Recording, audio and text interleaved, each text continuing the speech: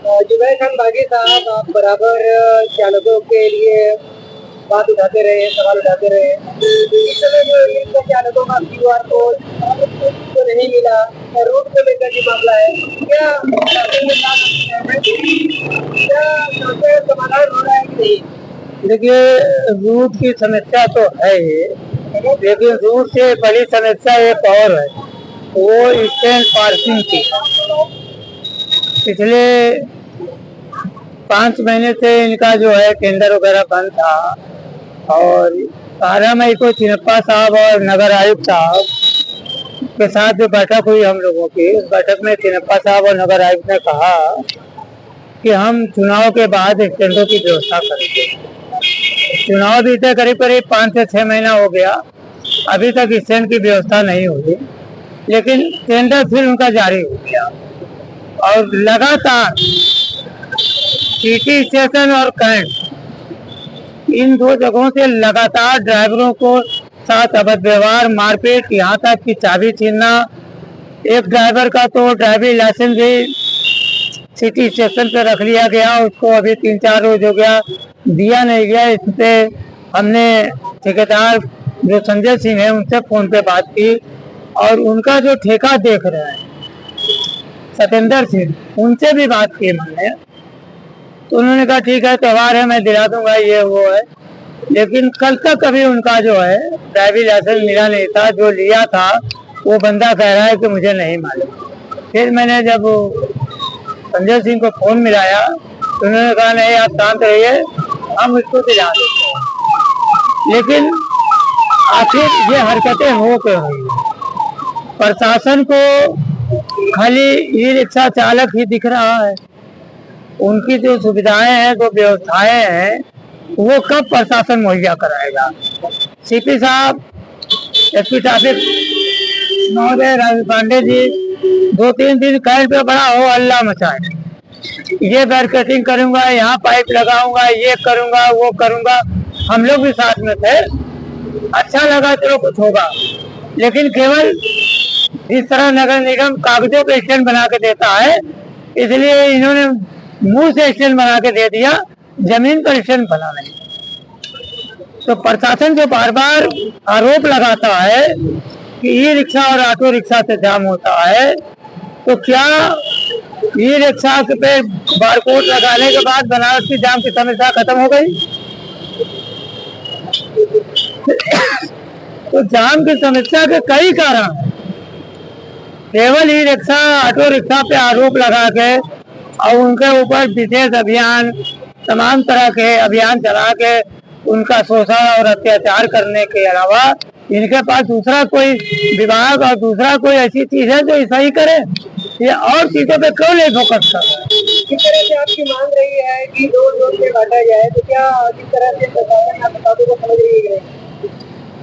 देखिए, फिर मैं वही कहूँगा कि देखिए, अभी बग्गा जी का एक बयान आया कल, व्यापार मंडल के अध्यक्ष है, उन्होंने कहा कि हमने बात की है 70-80 गाड़ी या 40-50 जो भी गाड़ी हम अलग से इशू कराएंगे, वो यहाँ से वहाँ लेके गए।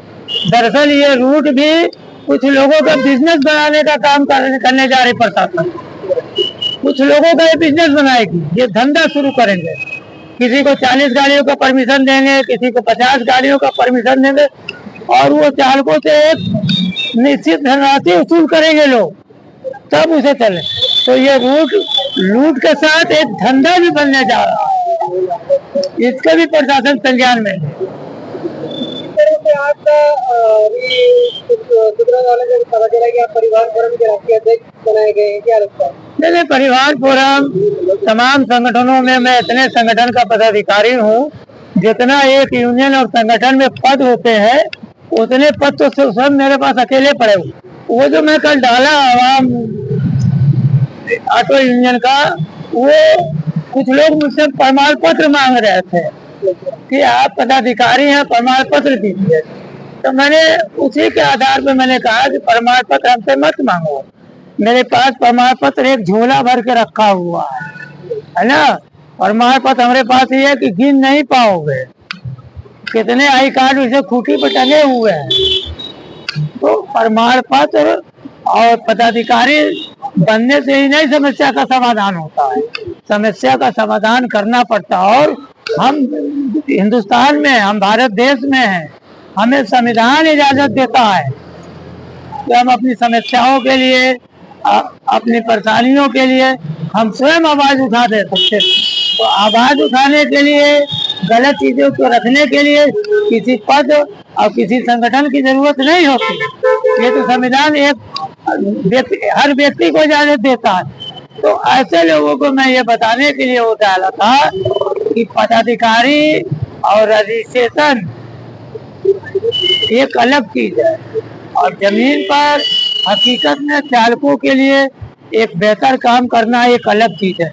बनारस में दर्जनों यूनियन और संगठन है, और सारे लोग कहते हैं कि हम ऑटो चालक, ई रिक्शा चालक के अच्छा के लिए, समस्याओं के लिए काम करें। लेकिन जितने ज्यादा संगठन उतने ज्यादा समस्याएं बनारस में है। तो ये समस्याएं क्यों नहीं खत्म हो रही? आपने कहा कि आप कई संगठन में हैं, तो ये आपने कहा कि आप एक नया संगठन का विस्तार कर रहे हैं। वही बात, जैसे मेरा संगठन का मतलब था, जो बनारस में कई संगठन एक साथ काम कर रहे हैं, तो जब सारे लोग ये कह रहे हैं कि हम चालकों की भलाई के लिए काम, तो इनको अलग अलग क्यों, ये एक साथ मिलकर क्यों नहीं काम करें? तो जैसे आप अभी देख लिया, राजनीतिक पार्टियों में कोई एनडीए बनाए है, कोई यूपीए बनाए है, कोई फलाना दिखाना, मतलब तरह तरह के लोग एक कई पार्टियां मिला के एक संगठन बनाती है ना। तो उसी तरह में बनारस में जो अच्छे संगठन है, जो अच्छा काम कर रहे हैं, जो चालकों के हित की लड़ाई लड़ रहे हैं, जो चालकों के लिए जमीन पर काम कर रहे हैं, उन सारे लोगों को ला के एक बनारस में एक संदिग्ध संगठन खड़ा करने की बात मैं कर रहा हूँ। ऐसे में क्या प्रवीण काफी या बहुत बढ़िया सवाल आपने पूछा। परवीन काशी एक आंदोलनकारी आदमी है। उन्होंने अंधा आंदोलन को खड़ा करने में बड़ी महत्वपूर्ण भूमिका निभाई। लेकिन अंधा आंदोलन जो हुआ, जिस मुद्दे पे हुआ, देश को वो मुद्दा मिला नहीं। अंधा आंदोलन के बाद सरकार बदली। आज उस सरकार से देश का किसान, गरीब, नौजवान, बुनकर, तमाम तबका परेशान है। कुछ सबका खुशहाल भी है, लेकिन अधिकांश तबका परेशान है। सवाल ये है कि जो आप धरना दे रहे हैं, जो आप अनशन कर रहे हैं, उसका आने वाले में उसका जो रिजल्ट क्या निकलेगा, तो धरने और अनशन का रिजल्ट के हिसाब से धरना अनशन का जो है वो चीजें तय की जाती है। तो इनका जो अनशन हुआ, अंधा आंदोलन हुआ, अच्छा हुआ, बड़ी भीड़ हुई, लेकिन उसको ऑर्गेनाइज कौन कर रहा था, कौन लोग उसका फायदा उठाए, इस बात को समझना चाहिए परवीन काशी जी को। जो बनारस में इन्होंने अनशन किया, इसका फायदा कौन लोग उठाया, इस बात को उनको समझने का प्रयास करना चाहिए। तो उनके अनशन करने और उनके आंदोलन को मैं गलत नहीं कर रहा, लेकिन उनके साथ जुड़े हुए लोग उसका गलत संदेश दिया, जिससे हमारे चालकों को बहुत ज्यादा बनारस में अब तक के इतिहास में अगर कहीं सबसे ज्यादा नुकसान हुआ तो परवीन काशी जी के आंदोलन से हुआ। और ये हकीकत, इसे वो स्वीकार करें और चाहे न करें। आपने पिछले बयान में कहा था कई संगठन जो है सिर्फ जेब भरने का काम कर रहे हैं, तो किस तरह से आप तमाम संगठनों को लेकर चलेंगे? कौन संगठन? भाई देखिए, अगर संगठन अपना जेब भरने का काम ना करके अगर इस ऑटो चालकों को और रिक्शा चालकों को बात करते हैं, अच्छा ये बताइए, जो बनारस नगर निगम की रसीद कट रही है, वो कौन लोग काट रहा है, वो किसके लोग हैं?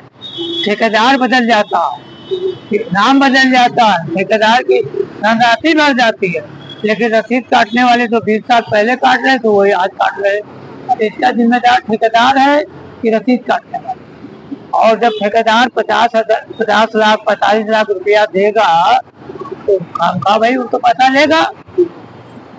तो ठेकेदार तो पैसा लगा रहा, पैसा ले रहा है, लेकिन वो पैसे वो ड्राइवरों से ले क्यों रहा है?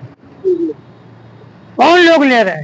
ये संगठन के, यूनियन के यही लोग हैं ना, चाहे स्टेशन संचालक हो या यूनियन के लोग, इन्हीं लोग के जरिए। अभी इसके पहले जो साल भर पहले ठेका था वो हमारे ईश्वर सिंह के नेतृत्व में कटा, तो उनको स्टैंड बनाना थे, स्टैंड नहीं बनाया। उन्होंने हर स्टैंड पे जो रसीद का पैसा लोग दे रहे थे उसे दुगना कराया, लेकिन एक स्टैंड नहीं बनवाया। तो ऐसे यूनियन को हम कैसे मान लें कि ये जो है चालकों के हित के लिए काम करने के लिए इन्हें बनाए हुए हैं? तो कहीं ना कहीं चालक को, ऐसे यूनियन के लोगों को भी चिन्हित करना चाहिए कि इनका मकसद क्या है। आप कितने संगठनों के साथ अगली बैठक करेंगे? अगला कदम क्या है आपका? मेरा तो प्रयास है कि बनारस के हर यूनियन और हर स्टेशन संचालक को ऐसे बैठाए। भाई, इन चालकों को जैसे आप दी खा रहे हो, जब इनका ही भविष्य नहीं रहेगा तो तुम लोगों का भविष्य कहाँ बचेगा? तो इनके भविष्य के लिए नहीं, कम से कम अपने भविष्य के लिए देखो, है ना? तो देखिए, और जो यातायात विभाग है इसको भी जरा सोचना चाहिए, विचारना चाहिए। ये तो मनमानी जो एसपी ट्रैफिक बार बार कोई जाता है, अभी मेरे अशोक भाई गए हुए थे तो उनसे कह रहा तुम्हारी नेतागिरी खत्म हो गई। अरे तुम किसी की नेतागिरी देखने नहीं आए हो, तुम आए हो बनारस की यातायात व्यवस्था को सही करने के लिए। तुम लोगों की नेतागिरी क्यों देख रहे हो? तुम किसी को कहते हो तुम्हारी नेतागिरी छोड़ा दूंगा, किसी की नेतागिरी खत्म करते हो, किसी को बदलते हो। ये तो भाषा बंद करो, आप अधिकारी हो, आपको इस भाषा से परहेज करना चाहिए। कितने दिन रहोगे और कब चले जाओगे इसका कोई ठिकाना नहीं है ना? तो जब जाओ तो कम से कम लोग अच्छे तरीके से नाम ले आपका, जाने के बाद आपका कोई नाम ना लेने वाला रहे, ऐसी बातें ना करो। तो मैं देखा ये चालकों को QR कोड नहीं मिला है, रिक्शा चालकों को, तो उनको QR कोड कैसे मिलेगा? उनकी जीविका जो है कैसे चलेगी? देखिए, दरअसल शुरू में तो सारे लोगों ने, विभागों ने लापरवाही की, गाड़ियां बेचती गई, रजिस्ट्रेशन होता गया, और क्या मतलब है? सरकार कमा रही थी, यूनियन के लोग कमा रहे थे, आरटीओ विभाग के कर्मचारी और अधिकारी कमा रहे थे, और ड्राइवर किसी रोजगार है नहीं। अब किस बाल नौजवानों को अपना परिवार चलाना था, उसने गाड़ियां लेके किसी तरह अपने परिवार की जीविका चला रहे थे। लेकिन ये तो प्रशासन की कमी है ना। आपने तो बनारस में ई-रिक्शा को लाइलाज बीमारी की तरह बना दिया है। अब आपके पास कोई दवा नहीं है तो उसका इलाज करो, है? तो जो कैंसर टाइप की बीमारी हो गई है तो कैंसर जहाँ होता है उसको काट के निकाला जाता है, उसी तरह ई-रिक्शा है, अब इन्हें खत्म करो, तभी बनारस जाम मुक्त होगा, उनके दिमाग में है। लेकिन केवल ई-रिक्शा नहीं, अगर इनकी हर व्यवस्था को व्यवस्थित किया जाए तो अभी भी इन ई-रिक्शा को बनारस में चलाया जा सकता है, जाम मुक्त बनारस बनाया जा सकता है। लेकिन नियत नहीं है, सोच इनकी नहीं है, केवल ये दिखावा करेंगे, महीना 2 महीना 3 महीना, फिर वही कहानी शुरू हो जाएगी। आज रूट के नाम पर शोषण शुरू हो गया, जगह जगह 100 मीटर 200 मीटर गाड़ियां अंदर चली जा रही है, तो उन गाड़ियों को पकड़ के परेशान करके 400 500 200 रुपया लेकर छोड़ा जा रहा है। और इन्होंने रूट ऐसा बनाया है कि अब जैसे कोई वहां जा रहा है चौका काट आना है गोलगड्ढा से, और वो पानी टंकी से आगे नहीं बढ़ पाएगा, रेट वाली। आप वो पानी टंकी छोड़े, फिर वहां से पैसा चौका काटे, दूसरा साधन करे। अरे रूट आपने बनाया है तो एक टर्निंग पॉइंट दीजिए। आपने थानों को देखिए, थानों को जोन बना दिया, गाड़ियां थाने में चलती है कि थानिया गाड़ियां रोड पे चलती है। शोषण ज्यादा हो रहा है ड्राइवरों के साथ, तो क्या करना चाहिए आपको? जिस तरह से प्रवीण गांधी ने एक आंदोलन छेड़ा, मुझे लगता है कि आगे जो है हम बागी साहब भी एक नया बड़ा आंदोलन खड़ा करेंगे। देखिए, इन छोटे अधिकारियों से मुझे कोई उम्मीद नहीं, अगर ये सही होते तो आज बनारस सही होता। अब चूंकि सीपी साहब बहुत अच्छा काम कर रहे हैं, है ना, और चिन्नप्पा साहब की भी सोच अच्छी है। और मेयर साहब को बैठावे, नगर आयुक्त को बैठावे, चिन्नप्पा साहब बैठे, सिद्धि साहब बैठे, और आरटीओ विभाग के बड़े अधिकारी को बैठाएं। बनारस 24 घंटे में जाम मुक्त हो सकता है अगर सही तरीके से काम किया जाए। लेकिन इन लोग बनारस को जाम मुक्त करना नहीं चाहते, केवल ऑटो और टूटो वाले को किसी बहाने इनको प्रकरण से लूट कर अपने जेब भरने का प्रयास करता है। कई दफे इन्होंने अभियान चलाया, इससे पहले अभियान चलाया था, 7,000 गाड़ियां बंद की सिविल लाइन में, 7,000 गाड़ियां कोर्ट से रिलीज हुई, फिर आई, क्या वो गाड़ियां नहीं चल रही है? अभी क्या बनारस में बिना परमिट के, बाहर के परमिट की गाड़ियां नहीं चल रही हैं? क्या बिना स्टिकर वाली गाड़ियां स्टिकर वाले रेंज में नहीं चल रही है? अभी कितना जाम से निजात मिला है। अब आप भी देख लीजिए सड़कों पर जाके कितना जाम मिला है। तो ये बहाना है, ये रिक्शा एक बहाना है। दरअसल छोटे लोगों को हटाना है और पूंजीपतियों को गाड़ियों को यहाँ चलाना है। हकीकत बात ये है, जैसे बड़ी बड़ी बसें इलेक्ट्रिक कहाँ पे खड़ी हैं, उनको रोड पे चलाना है, तो उनको रोड पे चलाने के लिए उनकी सवारियों को इंतजाम करना है। इसलिए टोटो और ऑटो रिक्शा पे ये हल्ला बोले, इनको भगाओ और उनको लाओ, पूंजीपतियों को लाओ, गरीबों को भगाओ, बस यही है। अगला कदम क्या है, बराबर आप बताएंगे, बात करते रहेंगे। देखिए अभी तो हम लोग इस अधिकारी से मुलाकात किए थे, उन्होंने कहा त्योहार खत्म हो जाए तो आप बड़े अधिकारियों से मिलें। तो त्योहार खत्म हो चुका है, अब हम लोग समय लेंगे, बड़े अधिकारियों से मिलेंगे, बैठ के बात करेंगे। भाई बातचीत ही करना समस्या का समाधान है, मैं वो करता रहूंगा। कुछ कितनी बात मनवा सकता हूँ, कितना मैं चालकों को व्यवस्था सही करवा सकता हूँ, उस पर काम करता रहूंगा।